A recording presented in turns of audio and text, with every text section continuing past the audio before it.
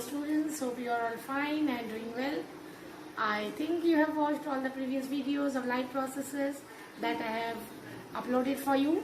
Now today is the second last part of the chapter life processes. Today I am going to describe about the blood pressure, hypertension and how to operate a sphgymomanometer. So watch it. I hope you will like the video. My dear children, today I am with a new topic for you. Class 10. Your new topic is blood pressure. Now what do you mean by blood pressure? First let me tell you the definition of blood pressure. Blood pressure is the pressure exerted by the blood on the walls of the arteries. Now what do you mean by this sentence? That is when the heart supplies the nutrient oxygen to our tissues and body cells, it pumps the blood. So when the heart pumps the blood exerts a pressure on the wall of the arteries, and that is what known as blood pressure. Now blood pressure has two values. One is the systolic, another is the diastolic. Now systolic is the higher value, diastolic is the lower value. Now our normal blood pressure is 120 by 80 millimeter of mercury. Blood pressure, systolic pressure. Now let me tell you about systolic pressure. It is the measure of the force of blood pushed by the body, by the heart, when the heart contracts. So when the heart contracts, it pushes the blood to the body, and that is the systolic pressure, which is having a higher value. Now what is diastolic pressure? Diastolic pressure is the measure of the force of blood when the heart relaxes between the veins. It is having a lower value. Now let me tell you about when do we have hypertension. Hypertension is a disease which is also known as high blood pressure.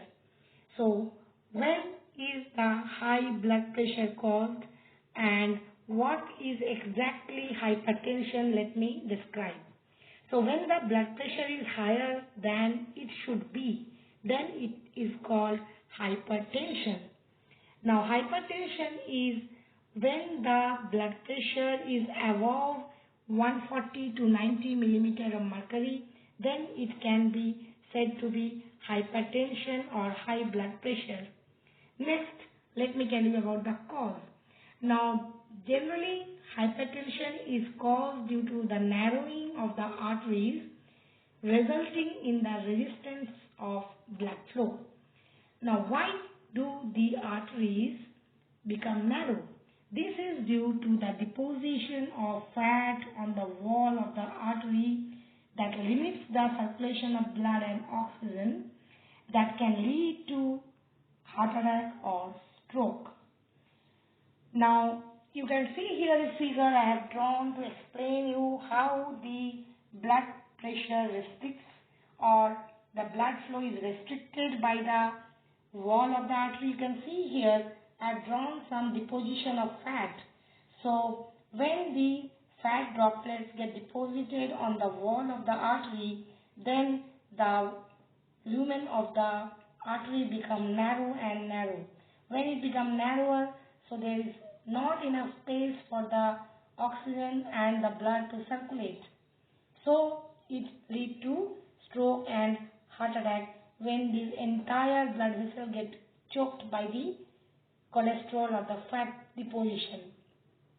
This condition is also known as atherosclerosis, which is not a topic to be taught here.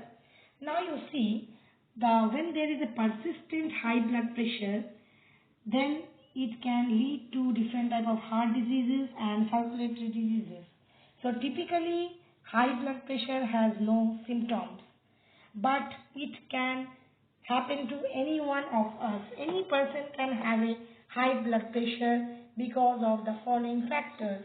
Factor number 1, intake of too much of salt in the food.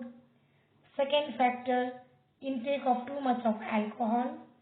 Third factor may be due to overweight, and fourth is not doing enough exercise or not being active. So these are few factors that may cause blood pressure high blood pressure to anyone. Now next topic is hypotension. The next topic is hypotension. Now what do you mean by hypotension? It is the lower systolic or diastolic pressure than normal value. It is called hypotension. So hypotension can be easily cured by taking of lot of nutritious food and bringing back your blood pressure to normal. Now let me tell you how do we measure the blood pressure. Blood pressure is measured by the instrument known as sphgymomanometer. Now sphgymomanometer contains the various parts. Now what are they? Let me show you. First is, this is the mercury manometer in which the readings are taken. Inside the filled blue color is the mercury. So this is the mercury manometer. This is the stethoscope, the earpiece, the stethoscope. This is the cuff. The cuff is actually an inflatable bag that is compressible and it is tied on our hand, the forearm. Next comes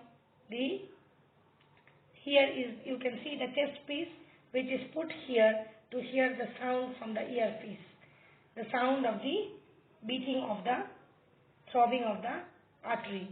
Next, this is a compressible bulb which is compressed or which is pumped to raise the pressure. So this is the rubber tube which is connected. There are two rubber tubes, one connected to the mercury manometer, another connected to the bulb. So this is the entire sphgymomanometer.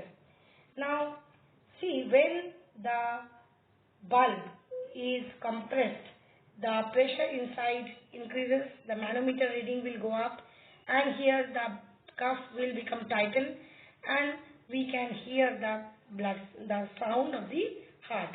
The 120 millimeter of mercury is the higher value, that is the systolic pressure, and slowly and gradually the sound of the blood flow can be heard through a stethoscope. The sound of the blood rushing through the arteries at the peak pressure represent the systolic pressure, which is the 120 millimeter of mercury, and soon this pressure will fall down and eventually the sound will fade away at 80 and below 80 millimeter of mercury. So when the sound will fade away, that is the diastolic pressure. So this is the measure of the blood pressure. Now let me tell you how to measure blood pressure. My dear children, here I am going to show you how to take a blood pressure. Now though this is a digital blood pressure sphygmomanometer, you see here is a bit different how we measure the blood pressure in case of a traditional blood pressure instrument, that is a sphygmomanometer, which is mainly made up of mercury manometer. Now this is the cuff that I was telling. This is the rubber tube. Here I will not use any stethoscope because it is digital. Now this digital blood pressure machine, that is a sphygmomanometer, can be used either by using the, you see the dry cells are there, 4 dry cells are there, which are arranged at the back of the sphygmomanometer, or you can use electric power. Okay, so you can use this cord. Now this is the way how I'm going to display how to measure the blood pressure. Now watch it.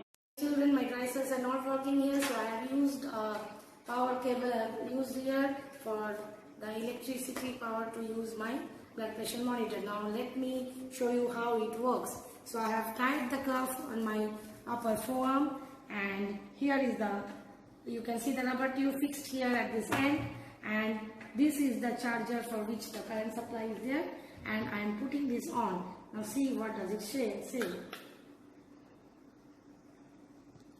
Dr. Trust's BP monitor is ready for use. You may start measuring.